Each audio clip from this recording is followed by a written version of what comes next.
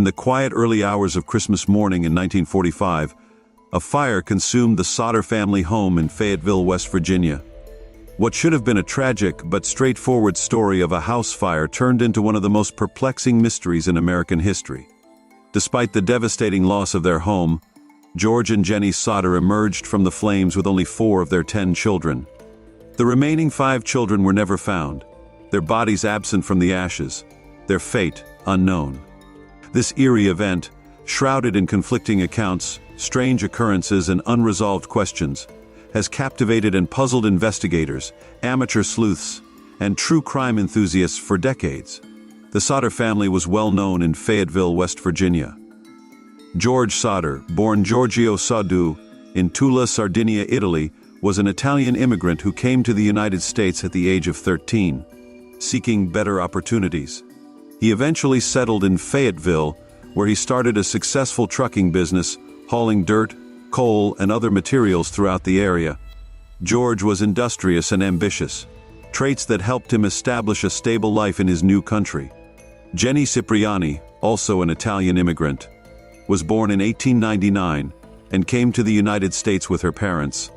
Jenny and George met through the local Italian community and married in 1922. Together, they built a life in Fayetteville, raising 10 children in a large 2-story frame house on a plot of land located about 2 miles outside the town center. The Sodders were a close-knit family, deeply rooted in their Italian heritage, yet fully integrated into their American surroundings.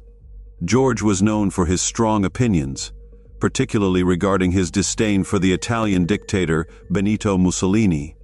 He was vocal about his views, which were not popular among some in the local Italian community, especially among those who were more sympathetic to Mussolini's fascist regime. Despite this, the Sodder family was generally respected in the community. George's business thrived, and the family enjoyed a comfortable lifestyle. The Sodder children, John, 23, Joseph, 21, Marion, 17, George Jr., 16, Maurice, 14, Martha, 12, Louis, 10, Jenny, 8, Betty, 5, and Sylvia, 2, were raised in a loving environment. The older boys worked with their father in the family business, while the younger children attended school and helped out around the house. The Sodder home was a bustling, lively place, especially during the holidays, and the family looked forward to celebrating Christmas together. The events of Christmas Eve 1945 seemed to unfold like any other festive night. The Sodder family gathered to celebrate, exchanging gifts and enjoying each other's company. Around 10 p.m., Jenny allowed the children to stay up late, a special treat for the holiday. George and 2 of his sons, John and George Jr., retired for the night after a long day of work, while Jenny put Sylvia, the youngest, to bed with her.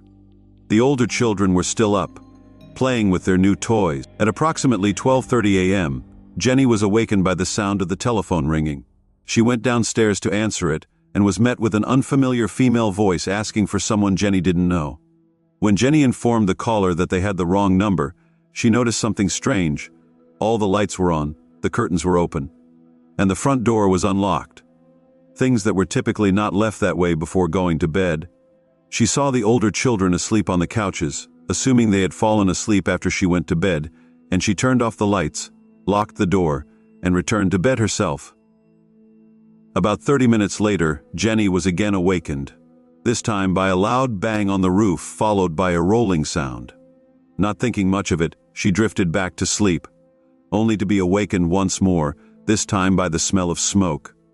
Upon investigating, she found that George's office, which housed the fuse box and telephone line, was on fire. Jenny quickly woke her husband, and the 2 rushed to get their children out of the house. In the chaos, George, Jenny, and 4 of their children, Marion, Sylvia, John, and George Jr., escaped the burning house. However, the remaining 5 children, Maurice, Martha, Louis, Jenny, and Betty, were nowhere to be found. The family frantically searched the home, but were unable to reach the upstairs bedrooms due to the intensity of the flames. George broke a window, severely cutting his arm, in a desperate attempt to enter the house, but the staircase was already engulfed in fire. In the immediate aftermath of the fire, several unusual events and anomalies came to light, deepening the mystery surrounding the Sodder children's disappearance.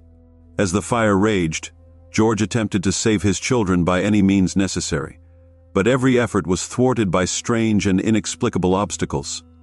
First, George ran to retrieve his ladder, which was always kept propped against the house, but it was missing. The ladder was later found in an embankment some distance away from the home, far from its usual spot. Then, George tried to start both of his coal trucks, which he intended to use to reach the upstairs windows, but neither would start, despite both being in perfect working order the previous day. Additionally, the telephone line, which Jenny had used earlier in the night, was discovered to be dead. When a neighbor attempted to call the fire department, they received no response. The neighbor had to drive into town to locate the fire chief, who then initiated the fire brigade's response through a phone tree. A manual, slow process. The fire department, hampered by these delays and the fact that many of the firefighters were away due to the holiday, did not arrive until 8 a.m., long after the house had been reduced to ashes. By the time they began their search of the rubble, there was little left to investigate. The fire chief, F.J. Morris, who was a friend of the Sodders, later claimed that no human remains were found in the ashes, leading him to speculate that the missing children had been completely incinerated. However, this explanation did not sit well with George and Jenny. They argued that the fire was not hot enough to completely destroy bones, pointing out that the family's metal appliances, like the stove, were still recognizable in the debris. Furthermore, when they burned small animal bones in their own attempts to replicate the fire's conditions, the bones did not disintegrate. Adding to their suspicion was the fact that the wiring in the house had been recently inspected and declared safe by an electrician. This only deepened the Sodders' belief that the fire was not an accident. As George and Jenny continued to press for answers, they began to uncover more unsettling details. For instance, the family's telephone line had not been burned by the fire as initially believed, it had been cut. A witness came forward claiming to have seen a man at the scene of the fire, stealing a block and tackle used for removing car engines. This man was later identified and admitted to the theft, but he denied any involvement in the fire or the disappearance of the children. He also claimed to have no knowledge of how the ladder ended up in the embankment.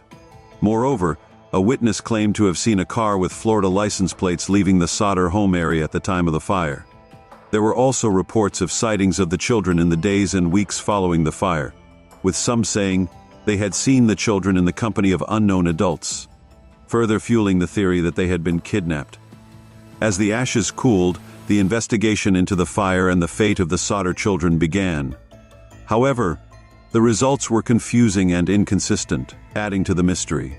Despite a thorough search, no human remains were found in the debris, which was highly unusual, especially considering that 5 children were supposedly trapped in the blaze. Typically, the bones of even the smallest victims would have been discovered, but in this case, the search yielded nothing. The official explanation given by local authorities was that the fire was caused by faulty wiring, and that the 5 children's bodies had been completely incinerated in the blaze. However, George and Jenny Sodder were not convinced. They argued that the fire was not hot enough to completely destroy the bones, citing examples of other house fires where remains were found despite similar conditions. Moreover, they pointed out that certain household appliances, such as the family's metal stove, were still recognizable amidst the ruins, raising further doubts about the total destruction of human remains. To further complicate matters, several witnesses came forward with strange and disturbing accounts. A woman claimed to have seen the missing children in a passing car while the fire was still burning. Another woman, who operated a tourist stop between Fayetteville and Charleston, said she had served the children breakfast the morning after the fire, and that they were accompanied by 2 men and 2 women. She also reported that the group had a car with Florida license plates. Adding to the list of anomalies was a report from a woman working at a Charleston hotel. She claimed to have seen 4 of the children a week after the fire. According to her account, they were accompanied by 2 men and 2 women, all of whom appeared to be Italian. She noted that the children seemed to be under duress and did not speak, while the adults spoke in Italian. These accounts, while intriguing, were not enough to provide concrete answers. The Sodders became increasingly frustrated with the local authorities' handling of the case. They believed that critical evidence had been overlooked and that the investigation was prematurely closed. The fire chief's initial conclusion that the children had been completely incinerated was based on a superficial examination of the site, and no formal inquest was ever conducted. Furthermore, when the Sodders expressed their doubts and demanded a more thorough investigation, they were met with resistance and skepticism. The Sodders' suspicions were further fueled by the behavior of the insurance salesman who had visited the house a few months before the fire. When George declined to purchase insurance, the salesman allegedly threatened that George's house would go up in smoke and that his children would be destroyed. Although this incident was reported to the police, it was not pursued as a serious lead. The Sodders believed that this man could have been connected to the fire, but their concerns were dismissed. The lack of concrete evidence and the many anomalies surrounding the case have led to a plethora of theories about what really happened to the Sodder children. Over the years, various explanations have been proposed, ranging from plausible to outlandish. One of the most persistent theories is that the Sodder children were kidnapped by the mafia, or by individuals connected to George Sodder's outspoken criticism of Mussolini. George was known for his strong anti-fascist views, which had made him some enemies in the local Italian community. It's possible that these individuals sought to punish George by taking his children. This theory is supported by the alleged sightings of the children in the company of adults who were not their parents. Moreover, it was suggested that the fire was set deliberately to cover up the kidnapping. The cut telephone line, the missing ladder, the inoperable trucks, and the delayed response of the fire department all point to a coordinated effort to prevent the family from saving the children or seeking help in time. Supporters of this theory argue that the children could have been taken to Italy or another country with strong mafia connections. They could have been forced into adoption, or perhaps they were raised by families within the mafia under false identities. This theory is bolstered by the 1967 photo of a young man resembling Louis Sodder, which the family believed was evidence that at least one of their children might have survived. Another theory, supported by local authorities, is that the children did indeed die in the fire, and that their remains were simply not found due to the intensity of the blaze. According to this theory, the fire may have been much hotter than initially thought, perhaps due to a large concentration of fuel in a particular area of the house, which could have incinerated the bodies completely. However, this theory is difficult to reconcile with the fact that some household items survived the fire intact. Furthermore, experts have pointed out that it is extremely rare for a fire to completely destroy human bones, especially in such a short period. Proponents of this theory argue that the inconsistencies in the investigation could be attributed to the chaotic circumstances surrounding the fire and the limitations of forensic science at the time. In the 1940s, fire investigations were far less advanced than they are today, and the small-town fire department may not have had the resources or expertise to conduct a thorough examination. Another possibility is that the children, fearing punishment for accidentally starting the fire, ran away and were either too frightened or too ashamed to return home. This theory is supported by the fact that the older children were last seen on the first floor, while the younger ones were upstairs. However, this explanation does not account for the numerous sightings of the children with adults, or the strange occurrences before and after the fire. Some suggest that the older children might have been involved in a prank or an accident that escalated into a disaster, leading them to flee. They could have hitchhiked or been picked up by a passing motorist, and overwhelmed by guilt or fear, decided to start new lives elsewhere. This theory, while less dramatic than the mafia kidnapping scenario, remains a possibility, especially given the lack of physical evidence to support any single explanation. Some have suggested that the fire and the subsequent disappearance of the children were the result of a tragic accident that spiraled out of control. According to this theory, the children may have started the fire accidentally while playing and then panicked and hid, either inside or outside the house, only to succumb to the flames or the cold. Their remains might have been overlooked in the search or carried away by animals. Alternatively, the children may have wandered away from the scene in a dazed state, possibly being taken in by a well-meaning but misinformed adult who did not realize the gravity of the situation. This theory is considered by some to be the most plausible explanation, as it accounts for the lack of remains and the possibility of the children's survival, at least temporarily. However, it still leaves many questions unanswered, particularly regarding the strange occurrences on the night of the fire, and the reported sightings of the children in the days that followed. A more outlandish theory posits that the Sodder children were taken as part of a government operation, possibly related to intelligence activities during World War II. This theory suggests that the children were kidnapped and either killed or placed into witness protection programs because of something George Sodder knew or was involved in. Although this theory lacks substantial evidence, it has gained some traction among conspiracy theorists who point to the various irregularities in the case, including the Sodder's Italian connections and the perceived lack of thorough investigation by local and federal authorities. The Sodders never accepted the official explanation for the fire and their children's disappearance. George and Jenny devoted the rest of their lives to searching for their lost children, pursuing every lead and investigating every rumor. They hired private detectives to follow up on reported sightings, some of which took them to different states. In 1947, 2 years after the fire, the Sodders appealed directly to the FBI, but the agency declined to investigate, citing jurisdictional issues. In 1949, the Sodders took a dramatic step to try to uncover the truth. They hired a pathologist named Oscar B. Hunter to excavate the site of their former home. During this dig, Hunter found several small bone fragments, later identified as human vertebrae. However, further examination by the Smithsonian Institution revealed that the bones belonged to a person aged 16 to 22, an age range inconsistent with any of the missing Sodder children, who were between 5 and 14 years old. The report also noted that the bones showed no signs of exposure to fire, casting further doubt on the official story. Undeterred, the Sodders erected a billboard along Route 16 near their home in 1952. The billboard, which remained standing for decades, featured photographs of the missing children and a plea for information. It read, "What was their fate? Kidnapped, murdered, or are they still alive?" The billboard became a local landmark and symbolized the Sodders' relentless quest for answers. The billboard attracted national attention, leading to numerous tips and leads, although none provided conclusive answers. The family also distributed flyers and offered a reward for any information leading to the recovery of their children. Despite their efforts, credible leads remained elusive, and the case grew colder as the years passed. In the 1960s, George received a photograph in the mail, postmarked from Kentucky, with no return address. The photo showed a young man in his 20s who bore a striking resemblance to Louis, one of the missing children. Although George was convinced that the photo was of his son, he was unable to find any further clues to its origin or meaning. The Sodders sent a private investigator to Kentucky to follow up on the lead, but the investigator never returned and was never heard from again, adding another layer of mystery to the case.